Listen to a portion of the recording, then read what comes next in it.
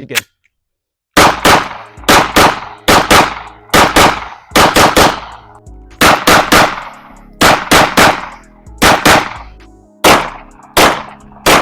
Today, we have the SIG P320, chambered in 9mm. Let's review it. As always, we'll start with some history on this guy here.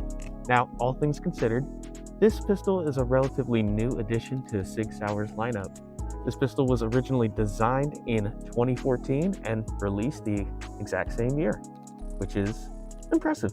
In total, you had about 3 to 4 different designers working on this pistol, and you can see that in the end product here, but we'll cover that more in design. But early into the development of these pistols and production, they were originally sent off to Fort Campbell over in Kentucky, of all places, to be tested. After practices and testing was complete, the soldiers had almost nothing bad to say whatsoever about these guys.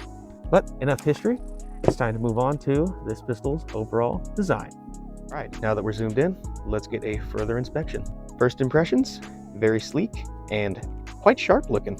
Definitely tell that this is more oriented towards a combat pistol more than anything. Right here, multiple grooves on the top here on the slide, and not to mention, we got mounting options. And of course, you need to find the right ones, but if you do, it's going to work out really well. Of course, we have some very nice texturing here on the pistol grip itself. Lovely SIG Sauer right there. Don't forget this nice little magwell slot here. You can get a grip easy and change mags like it's nothing. And not to mention a very large and very light trigger overall. Well, we also have high post sights, making it very easy to get acquainted with your targets. Lastly, this sharp contour here to get right into the groove of your hand. All right, after a few segments out the way, I think it's time for us to finally shoot it. All right, let's begin.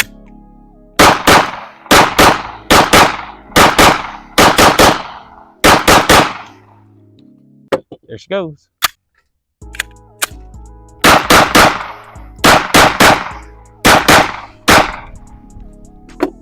Alrighty, now that we're back, what are the final thoughts? Overall, we have a very flat and very precise shooter, and can get very rapid with the fire rate if you choose to do so. And of course, no malfunctions whatsoever, so that's another check. You just get used to the feel of the recoil so quickly, and it feels very nice. But now that we know what I think of this pistol, it's time to answer that question: who is this pistol for? And to answer that, I would say the enthusiast and competition shooter. That leads to the one factor that will probably make or break this pistol for a lot of people. It is quite pricey overall. The range you're looking at here is around $700 to $1,000, depending on which models you get, of course. And in knowing that price point, we have to factor in the average Joe who would want this for a home self-defense situation like that. And to that purpose, I would say, no, pass on it. Find yourself a cheaper option that does the job essentially the same.